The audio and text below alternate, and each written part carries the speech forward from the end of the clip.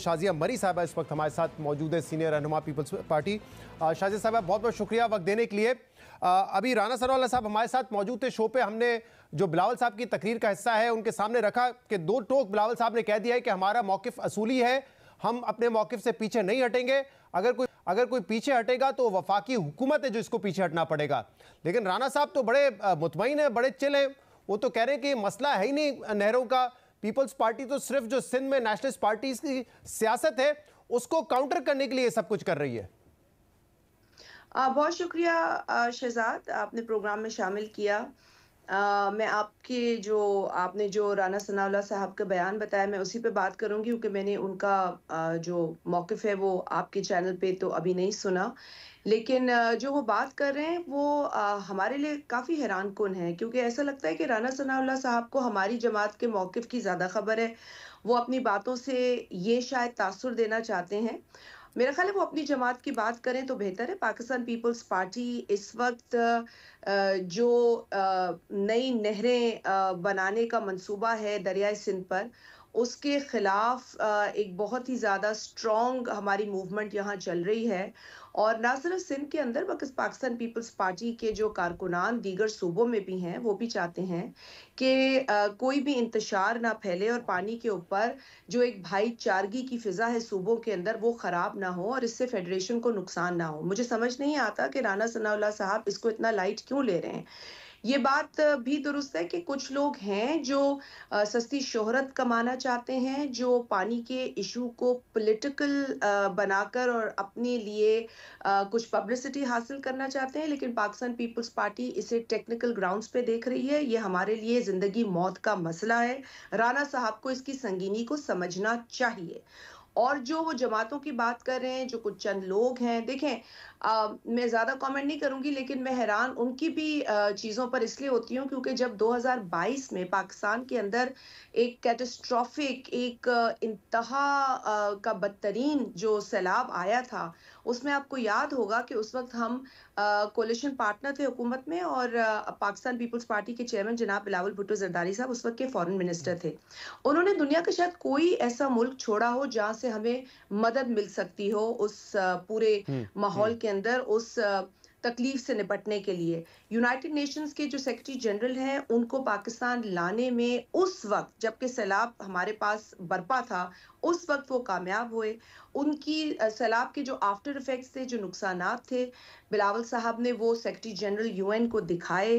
उन्होंने जिस तरह की सपोर्ट दुनिया से ली वो मैं समझती हूँ कि काबिल तहसीन है। और उस बात को नून लीग के बेशक हमारे साथ इख्तलाफात हो सकते हैं, लेकिन उस वक्त के वजीर आजम जो आज भी वजीर आजम है जनाब मोहम्मद शहबाज शरीफ साहब, उन्होंने सराहा और उन्होंने भी इस बात का इदराक उन्हें था और उन्होंने तस्लीम किया कि जो मेहनत बिलावल साहब ने उन फ्लड्स में की है, दुनिया भर में जाकर पाकिस्तान के पानी के मसले को, पाकिस्तान में क्लाइमेट चेंज के मसले को उठाया। और पीपल्स पार्टी का यही एक तरीकेकार रहा है पानी की कमी पर, पानी की किल्लत पर। और जहां जहां हमें इस तरह की परेशानियों का सामना है, पीपल्स पार्टी हमेशा आवाज उठाती है। आज पानी की शदीद किल्लत का सामना है। जी, सवाल शाजी साहब ये कि कल अगर बिलावल साहब ने कहा कि देखिए ये वफाक को खतरा होगा और उन्होंने बाकायदा ये कह दिया कि अगर आप फिर भी बज़िद रहेंगे और इस पर आगे बढ़ने की कोशिश करेंगे तो फिर हम आपके साथ नहीं चल सकते। और मुझे याद है चंद माह हो गए इस बात को, 3-4 माह पहले आप मेरे शो पर थी जिस वक्त एहसन इकबाल साहब ने एक बयान दिया था, तो आपने भी ये कहा था कि सीसीआई का इजलास बुलाए, वहां पर डिस्कस हो। जी जी, तो मैं सवाल ये पूछना चाह रहा हूँ कि फिर आपके इन मुसलसल बयानात के बावजूद जो है हुकूमत आपके मौकिफ को संजीदा क्यों नहीं ले रही? वो क्यों समझ रहे हैं कि आप वहां की सिंध की पॉलिटिक्स को काउंटर कर रहे हैं? सिर्फ मैंने अपने चेयरमैन की लाइन को, अपने पार्टी के मौकिफ को दो टोक आपके सामने रखा था और मुझे उसके बाद कुछ ऐसी भी जो है वो रिएक्शंस देखे मैंने नून लीग की जानिब से जो इतने जो है वो खुश नहीं थे। लेकिन जाहिर बात है जो हकीकत है उसको तो हमने बयां करना है। और कल भी चेयरमैन साहब ने ये बात की और हम बारहा ये कह रहे हैं कि देखें, जो लोग इसको सियासत के तौर पे इस्तेमाल कर रहे हैं वो गलत कर रहे हैं। क्योंकि वो लोग तब कहाँ थे जब 2022 का फ्लड आया था?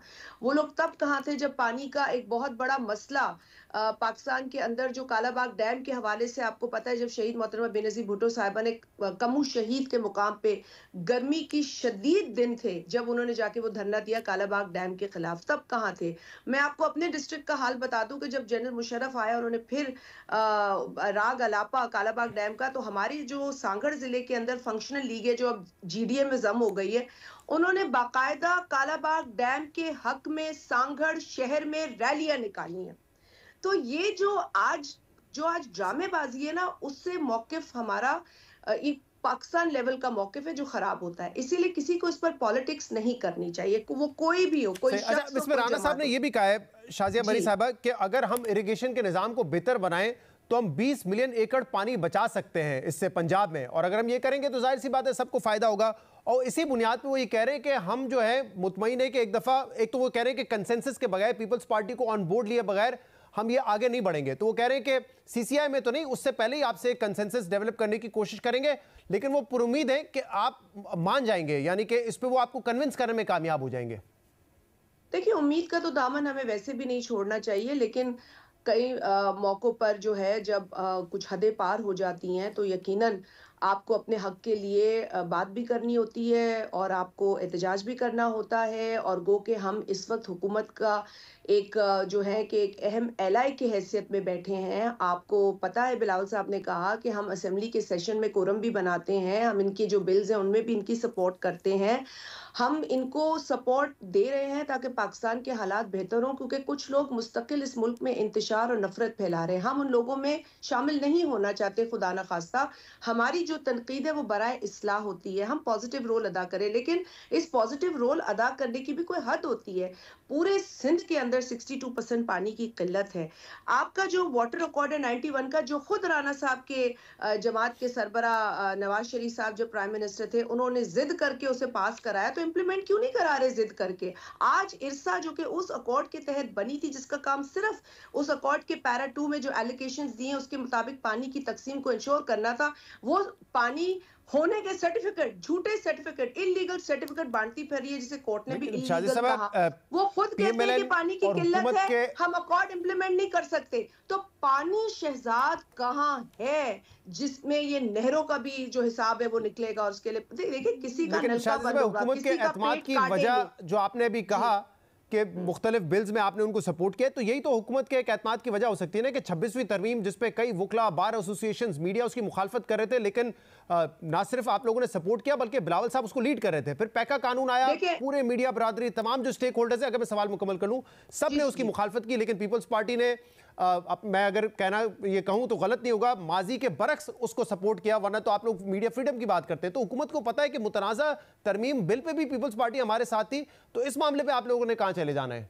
देखिए, 26वीं तरमीम का जो पहला प्रपोजल था, उस पे मनोअन पाकिस्तान पीपल्स पार्टी ने अग्री नहीं किया, और पाकिस्तान पीपल्स पार्टी ही की वजह से हम वो टाइम गेन कर सके 2-3 माह का, जिसमें डायलॉग को हमने इनिशिएट किया मुख्तलिफ stakeholders, political, civil society, legal fraternity, even media के दोस्तों के साथ। हम तमाम लोगों के साथ बैठे, जो कि काम यकीनन नून लीग का था, लेकिन हमने एज एन एलाई, क्योंकि देखिए कॉन्स्टिट्यूशनल अमेंडमेंट बार बार आती नहीं है, वो बार बार टेबल नहीं होती, और इसमें पीपल्स पार्टी की भी कुछ ऐसी देरीना जो थी प्रपोजल्स थे, जो कि पाकिस्तान पीपल्स पार्टी के मंशूर का हिस्सा थे। शहीद मोहतरमा बेनजीर भुट्टो साहिबा ने जब अपना 2007 का मंशूर दिया, उसमें भी वो चीज शामिल थी। उसके बाद तमाम हमारे मंशूर में वो चीज दर्ज थी, और हम कॉन्स्टिट्यूशनल कोर्ट का मुतालबा करते आ रहे हैं। हम तो क्या, आपको खुद बिलावल साहब ने पूरी तारीख समझा दी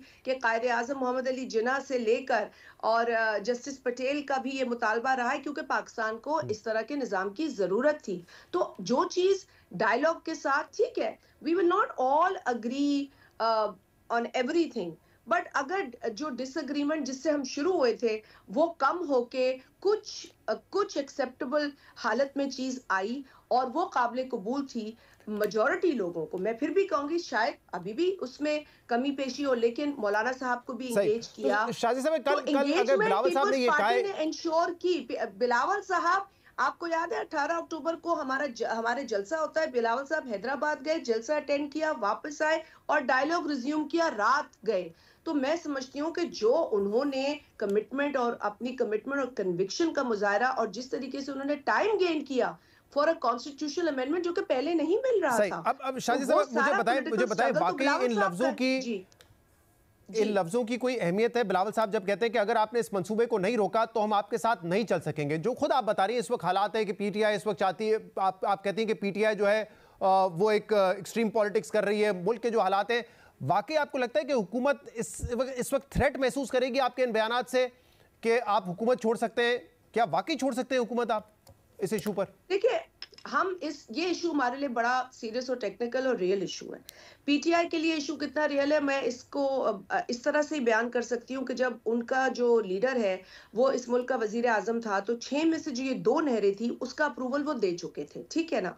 तो आज अगर वो मुखालफत करते हैं इस मंसूबे की, और अगर जेन्युइन करते हैं, इसमें कोई मतलब नून लीग को टफ टाइम देने की सियासत नहीं है या उनसे मैं ना मानूं कि नहीं, तो अच्छी बात है, अपनी गलती का उन्हें अंदाजा है। लेकिन 2 कनाल्स वो अप्रूव कर चुके थे, जिस पर पीपल्स पार्टी ने उस वक्त भी एहतजाज किया था, नेशनल असेंबली में किया था, और पीपल्स पार्टी की उस वक्त की सिंध हुकूमत और यही वजीर आला थे जो आज वजीर आला है, इरिगेशन मिनिस्टर ने 2 टोक किस्म से इसकी ऑपोजिशन की थी और शोर मचाया था, जो कि बहुत जायज हमारी डिमांड थी। आज भी हमारी वो डिमांड है। हम कोई पीटीआई के दौर से लेके नून लीग के दौर में बदले नहीं है।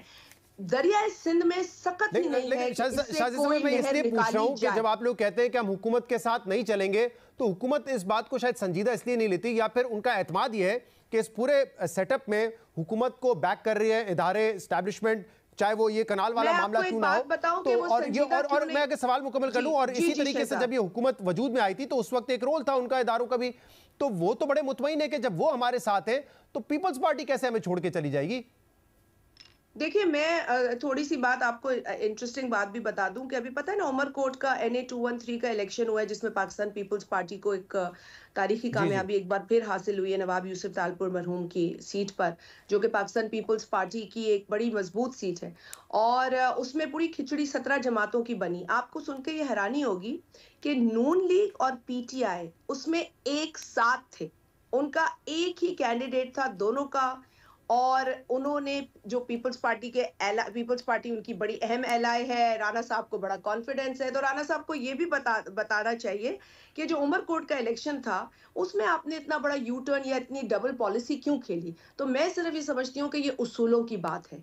अगर नून लीग के पास उसूल की कोई वक़्त और अहमियत होती तो उमरकोट के इलेक्शन में कम से कम वो सपोर्ट ना करते पीपल्स पार्टी की ऑपोजिशन को, कम से कम पीटीआई के कैंडिडेट को सपोर्ट ना करते कि पावर कॉरिडोर्स उनके साथ हैं, उस हुकूमत को मुकम्मल बैक कर रहे हैं, और जब तक उनको इदारों की सपोर्ट रहेगी वो पावर पॉलिटिक्स से करीब होंगे, इस हुकूमत को कोई तितर बितर नहीं होने देगा, ये उनका कॉन्फिडेंस है। देखिए, उनका कॉन्फिडेंस तो पहले भी आपको पता है कि उसको रियलिटी चेक मिला है। उनका कॉन्फिडेंस आज भी कितना है, आप भी अंदरूनी कहानियां जानते हैं, हमारे कानों तक भी पहुंचती हैं। हम तो सिर्फ ये कह रहे हैं कि पाकिस्तान में स्टेबिलिटी रहे, ये लड़ाई झगड़ा ना हो, ये पानी जो है ये जंगों का बायस बन सकता है, और ऐसा हुआ है, और ऐसा आइंदा हो सकता है खुदा न खास्ता। सिंध के अंदर जो शदीद किल्लत पानी की है उसका अंदाजा भी राना सनाउल्लाह को नहीं है। राना सनाउल्लाह साहब लग्जरी के शायद आबादी हैं, प्रिविलेज के आदी हैं, लेकिन ये प्रिविलेज बाकी लोगों को नहीं है इस मुल्क के अंदर। तो थोड़ा सेंसिटिव होकर सोचें, थोड़ा आए, चले उम्मीद करते हैं कि इस मसले का हल आप कराची लोग आए, मलीर आए, ठट्ठा आए, देखें हालात और फिर बात करें। ये जो वहां बैठ के उम्मीद करते हैं इस मसले का हल आप दोनों बातचीत और मुज़ाकरात के जरिए निकाल सके। बहुत बहुत शुक्रिया शाज़िया मरी साहब।